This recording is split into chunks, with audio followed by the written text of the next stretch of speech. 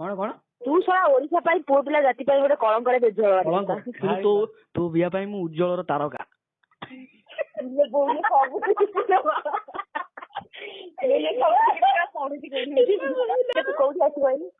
ମୁଁ ହଉଛି ବାଣ୍ଡବିଆ university PG କରିଛି, ପିଜି ତାପରେ ପିଏଚଡି କରିଥିଲି, ତାର ଆଉ କରିବି ବୋଲି ହେଲି ମାଗା ଟୋକି ଆସିକି ଗୁନ୍ଥି ହେଲେ ମୁଁ ସେଇଥିରେ କି ନାଗିଛି, ଆଉ ପଢିବାକୁ ଟାଇମ ନାହିଁ। କିନ୍ତୁ ବିଆ ଉପରେ ମୁଁ ବିଶାରଦ, ବୁଝିଲ। ଅମିତି ନୁହଁ, ମୁଁ ତୋ ବୋଉ ଘଇତା, ତୋ ଘଇତା, ତୋ ସାନ ଭଉଣୀ ଘଇତା, ଟୋଟାଲ ହଷ୍ଟେଲ ଘଇତା। ଅମିତି କି ତୁ ବେଶୀ ଥୋଡି ଶାରଳା ପାଖରେ ମୁଁ ଶାରଳାଙ୍କ ଦଣ୍ଡା ଆଣି ତମକୁ ଗେଇବି, ବେକରେ ବାନ୍ଧିବି। ଶାରଳା ଠୁ ଆଶୀର୍ବାଦ ଆଣି ଯାଇଛି, ତମ ହଷ୍ଟେଲ ଠୁ ଗେହି ପଦା କରିଦେବି। ଅମିତି ଅନେଇଲୁ ତ ଗାଛୁଟି ମୋର ଆଗ ଜାଣିଛୁ। ତୁ କଣ ମୋର ଛୋଡିବୁ କହିଲୁ? ଇରେ ବେଧ ତୋ ଗାଣ୍ଡରେ ପୁରୀ ପାଟିରେ ବାହାର କରି ତୋ ଦାନ୍ତ ଭାଙ୍ଗିଯିବ। ବାଣ୍ଡ ମୋର ଏତେ ଇଏ, ତୁ ଖାଲି କେବେ ରହ, ମୁଁ ଯାଉଛି।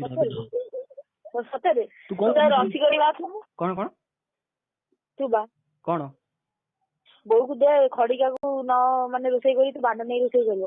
ଶୁଣୁ ବାଣ୍ଡ କଣ, ତୁ ତାହେଲେ ତୋ ବିଆକୁ ରୋଷେଇ କରି ତରକାରୀ କରି ଦଉଥିବୁ ବାବା ହେଇକି। ତୁ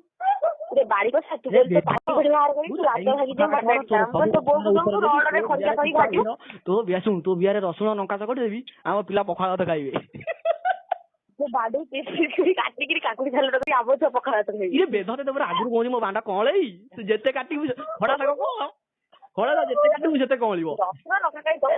ଆଗରୁ ବାସ୍ନା ମୋ ବାଣ୍ଡ ତୁ ଯେତେ କାଟିବୁ ସେତେ କଅଁଳିବ। ତୁ କାଟିକି ସେଇଠି ଜଷ୍ଟ ଜାଣିଥିବୁ ଗୋଟେ ମିନିଟ୍, ତୋ ଗାଣ୍ଡରେ ଯାଇ ପଶିକି ପାଟିରେ ବାହାରିବନି। ସେଇଥିପାଇଁ ମୋର ସେ ବରଦାନ ମିଳୁଛି ଆମ ଗୋଟେ, ମୁଁ ଗେଇବି ଟୋକିକି ଆଉ। ତମକୁ କହୁଛି ପୁରା, ତମ ହଷ୍ଟେଲରେ ଯେତେ ଟୋକି ଗାଡି ଚଢିଲେ କଣ ହବ? ମୁଁ ଗାଡି ଚଢିଲେ ପୁଣି ବାଣ୍ଡ କଣ ମୁଁ ପଛେ ମିଟିଯିବ, ବାଣ୍ଡ କଣ ଦବ କେବଳ ତମ ହଷ୍ଟେଲ ମେସ୍ ପିଲାଙ୍କ ପାଇଁ, ବୁଝିଲୁ। ଇରେ ଶୁଣୁ ତେମେ କୁଆଡେ ସଦା ଶୁଣୁଥିଲ। ଶୁଣୁ ମୁଁ ଗୋଟେ କଥା କହୁଛି, ଶୁଣୁ ଗୋଟେ ଭଲ ପଦ କଥା କହୁଛି, ଶୁଣୁ ଗୋଟେ ଭଲ ଆଡଭାଇସ୍ ଶୁଣୁ। ଟୋକି ଭଳିଆ ରହିବ, ବୁଝିଲ। ହ୍ୟାଲୋ, ଆମେ ଟିକେ ଏବେ ସୋଦା ସୋଦି ଛାଡିଦେଲୁ, ନହେଲେ ତତେ ଏମିତି ଗେଇଥାନ୍ତୁ। କଣ ଗେଇବୁ ରେ? ବାଣ୍ଡ ତ ଆମ ପାଖରେ, ତେମେ ତଳେ ରହିଲା ଲୋକ, ତେମେ କଣ ଗେଇବ? ଆମେ ଗେଇବୁ ଆ କରି 18 ଦିନ ପଡିବୁ, ମହାଭାରତ ଯୁଦ୍ଧ ଲାଗିଯିବ, ଜାଣିଲୁ। ବେଶିଆ ତେମେ ତ ମାଘା ତଳେ ପଡିବ, ତେମେ ଆଉ କଣ ଗେଇବ? ତେମେ ତ ଟୋକି ମାଘା, ତେମେ ତଳେ ପଡିବ, ଆମେ ଉପରେ ଚଢି କୁକୁର ଭଳିଆ ଗେଇ ଯିବୁ। ହ୍ୟାଲୋ ଗୋଟେ ଭଲ କଥାଟେ କହିବି, ସଦା ସଦି ବହୁତ ହେଇଗଲା। ହ୍ୟାଲୋ ଭଲ ପଦେ କଥା କହିବି। ଟୋକି ଗୁରା ଟୋକି ଭଳିଆ ରୁହ ରେ, ବୁଝିଲ, ସମ୍ମାନ ମିଳିବ। ଏମିତି ହଷ୍ଟେଲ ପିଲା 5-6 ଜଣ ଉଡେଇକି ଯୋଉ ଛୋଡି ଯାଉଛ, ଆମେ ବି ସୋଦା ଜାଣିଛୁ, ସମସ୍ତେ ସୋଦା ଜାଣିଛୁ, କିନ୍ତୁ ଲୁଗାକୁ ସମସ୍ତେ ନାଜୁକୁ ଲୁଗା ପିନ୍ଧନ୍ତି। ଆଉ ସେମିତି ବିଆ ଦୁଧ ଦେଖିବ, ତୁ ଯଦି ମତେ ଭାଇ ବୋଲି କହିବୁ, ତୁ କହିବୁ ଭାଇ କେତେବେଳେ ରହିଲୁ, ମୁଁ କହିବି ଭଉଣୀ କେତେବେଳେ ରହିଲି। ତୁ ଯେତେବେଳେ କହିବୁ ବାଡିଶା କେତେବେଳେ ରହିଲୁ, ମୁଁ ଓଭିୟସଲି କହିବି ବେଢେଇ ମୁଁ ଏବେ ରହିଲି, ସେଟା ଗେଇଁ ବୋଲି ବାଣ୍ଡରେ ତେଲ ମାରୁଥିଲି। ତେଣୁ ହଷ୍ଟେଲ ପିଲା 5-6 ଜଣ ରୁଣ୍ଡ ଛୋଡି ଯାଉଛ, ସେମିତି ଜମା ହଉନା, ବୁଝିଲୁ। ତୁ କଣ ଛୋଡିବୁ? ଆମେ ହବୁ, ତୁ କଣ ଛୋଡିବୁ? ପୁରା କଣ କହିଲି, ଗୁଣ୍ଠି ଦେବି ବାଣ୍ଡା, ଗୁଣ୍ଠିକିରି ନେଇଯିବି। ମଜୁରିଆ ତମକୁ ମଜୁରିଆ କରି ଗେଇବି, ଦିନ ରାତି ଓଭର ଡ୍ୟୁଟି କରି ଗେଇବି। ହଁ ତୁ ଆ, ତୁ ବାଣ୍ଡରେ ଏତେ ପାଣି ଆସେ, କବିରା କବାଡିଆ ବାଲା କରି ଗେଇବି ତମକୁ। ଆସୁନୁ ତୁ ବାଣ୍ଡରେ କେତେ ପାଣି ମାସିବ। ତୁ ବିହାର କଣ ଏତେ ପାଣି, ମୋ ବାଣ୍ଡ ଡୁବିଯିବ। ବାଣ୍ଡ ଟୁ ତମେ ଗୋଟେ ସୋଦା ଜାଣିଥିଲା, କାନୁରୁ ଗୋଟେ ରକ୍ତ ବାହାରୁଥିଲା, କୁଆଡେ ଗଲା ତମ ସୋଦା?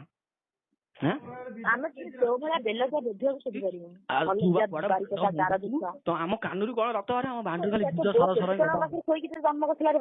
କଣ ବୋଉ କେତେ ଜଣ ପାଖରେ ଶୋଇକି ତତେ ଘେଇକି ଜନ୍ମ କରିଥିଲା, କୁକୁର ଛୁଆଟା ହେଇଛି।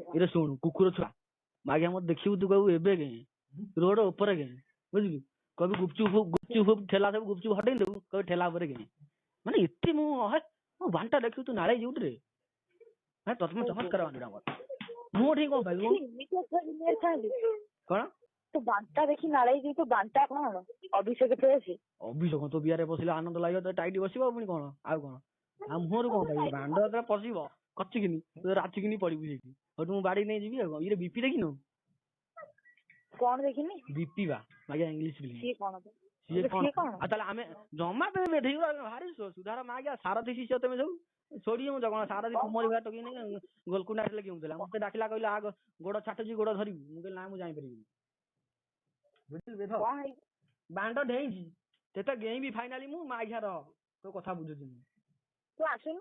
ହଁ ଆସୁନୁ, ତୋ ବୋପା ଭାଇ କି ଖବର ଦେ। ଶୁଣୁ ତୋ ବିଆରେ କେତେଟା ଷ୍ଟେଜ ପଡିବ, ଡକ୍ଟର ବି କନଫ୍ୟୁଜ ହେଇଯିବେ, ମାନେ ତାଙ୍କ ସୂତା ସରିଯିବ ତୋ ବିଆରେ ଷ୍ଟେଜ ପକେଇ।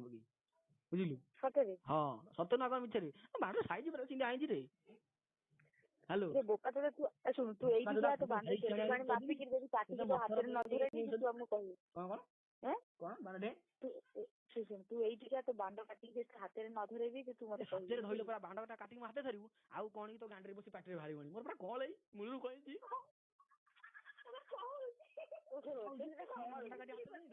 ପୁଣି କଣ କି ତୋ ବୁଝିଲୁ